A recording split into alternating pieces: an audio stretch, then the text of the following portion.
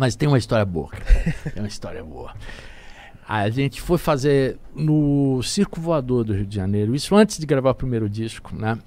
E foi a primeira vez que a gente foi tocar no Rio de Janeiro. Eu lembro que a gente pegamos um busão, daí ficamos hospedados na Lapa. Lapa era puteiro que tinha. Coisa zona boa. Meretrício, lá um lugar completamente diferente do que a Lapa hoje em dia, era bem decadente, porque o circo era ali perto, né? E os caras não tinham zero dinheiro, vocês vêm aqui, a gente paga a pensão, vocês ficam aí, tocam e tudo mais.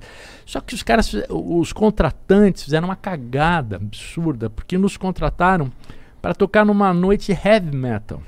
Nossa. Eu não sei qual foi o critério.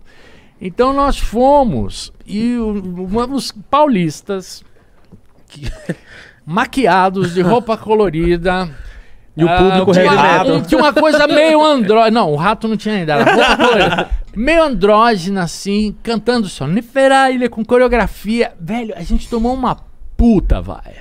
Sério? Mas assim, uma puta vaia. Mano. Assim, tipo, fora! Sai! Assim, tipo, beleza. A gente não arregava. Tá bom, vamos lá. Esse é o nosso som.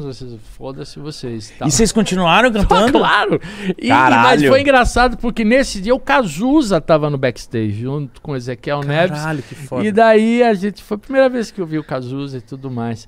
Mas tomamos uma vaia em São Paulo também. Tomamos uma puta vaia em São Paulo, num lugar chamado Radar Tantan, mas daí tinha mais gente ainda. Puta que pariu. 3.000 pessoas.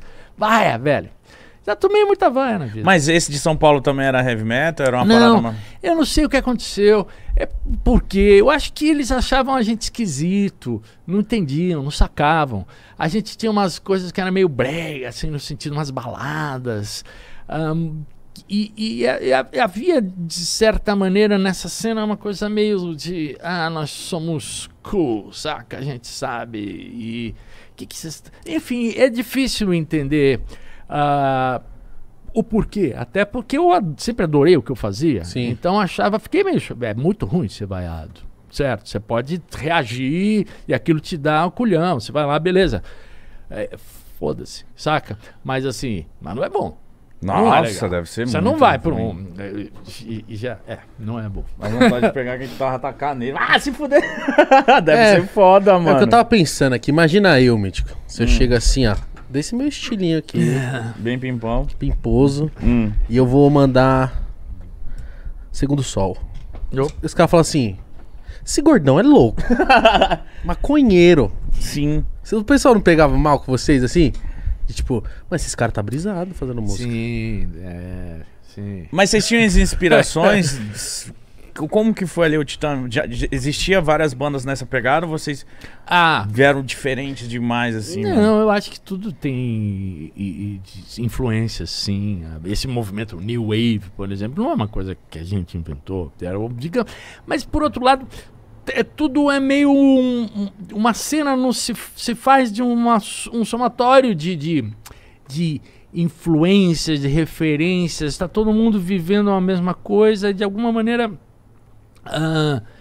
os códigos, por exemplo, há nessa, digamos, simplicidade, o que eu chamo de New Wave é uma música harmonicamente meio elementar, certo? Que de alguma maneira dialoga com o punk rock, tinha a ver, até mesmo com... são coisas, como é que eu vou te dizer? É difícil teorizar sobre isso, mas eu acho que o fenômeno, o que fazia os Titãs mais estranhos estranho, era isso, era a nossa, era o fato de sermos 8, de sermos esquisitos fisicamente. Ninguém, como eu te falei, tinha o Belotto, provavelmente achavam ele o mais bonito, assim, mais bonitinho, fora do padrão, saca? E com uma música muito misturada, porque eu tô falando de um New Wave, talvez até com uma maneira meio superficial, porque tinha influência de reggae, saca? Tinha de funk, tinha de música brasileira mesmo, e tudo isso estava misturado, e cada um dos cantores tinha um jeito, mudavam. Eu tocava baixo, dividia baixo com o Paulo Miklos. Cara, tem no YouTube, por exemplo, tinha um programa em São Paulo chamado Fábrica do Som, que era da TV Cultura, que era ao vivo, né? Eu não sei se era ao vivo, alguns eram ao vivo, mas a música era ao vivo, não era playback, põe e se dubla. Tava ali e também na choperia aí do Sesc Pompeia. E passava ali, cara. Então, se vocês procurarem e verem os Titãs, vocês vão entender o que eu tô falando. Pô, moçada que tá dando curiosidade, mano. Vai de ver lá, a roupa, velho. de ver. Joga na TV, Alex. Alguma coisa. E você vocês vão entender que era muito esquisito. Pra você tá falando, deve ser...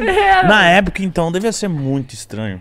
Era bem estranho. Eu não acho tão estranho, mas causava estranheza. Eu lembro que a gente ia no Chacrinha e as pessoas ficavam assim.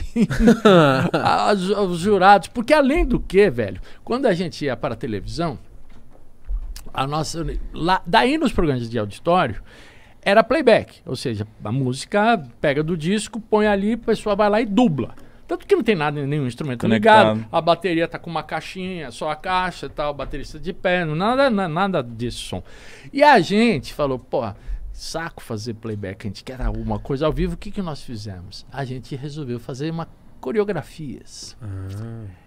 Então, a coreografia do Sonífera Ilha tem uma dancinha. Então, assim, primeira música, a aparição... Com vocês, os Titãs do Iê Iê. A gente chamava, no começo era Titãs do Iê Iê. Aí entravam 8 caras, completamente esquisitos, cantando aquela música esquisitíssima, com os cabelos mais estranhos e dançando uma coisa assim, certo? Que nem os Menudos, assim. É que vocês são muito jovens. Não, mas os Menudos, minha mãe era muito fã, então eu assisti bastante. Eu assisti bastante. A gente não tinha nada a ver com os Menudos, mas os Menudos dançavam, né? Faziam coreografias. Não se reprima. Não se reprima. Mano, mas eu imagino que isso foi também uma coisa que ajudou os Titãs, vocês serem estranhos. Ou, tipo, diferente, né? Eu acho que... Não sei te dizer... Me desculpa, porque a estranheza vindo pelo... Assim, poder não saber quem a gente era, mas isso não causava... A gente não tinha público, a verdade é essa. Assim, isso passou a ter público no terceiro disco, no Cabeça Dinossauro, quando a gente teve um som mais reconhecível, com mais unidade, certo? Mais coeso, assim. Até aquele momento, eu acho que... Não curtiam a gente, saca? A gente fez alguns... E como que vocês ficavam com isso? Caralho, mano, os caras ficam criticando nós, enchendo o saco. A gente querendo, né? Sabendo que tinha alguma coisa no nosso som que não tava... Que ele era meio confuso, que não realizava. A gente tinha uma... Eu acho que o que a gente apresentava... Nenhum de nós era músico, tecnicamente, muito aprimorado. Eu acho que a força dos Titãs estava na somatória, na junção de 8 cabeças, pessoas muito inteligentes, muito talentosas, mas muito diferentes entre si, criando algo que era estranho, embora musicalmente sofisticado. Atingiu o auge da sua linguagem, encontrou a sua linguagem melhor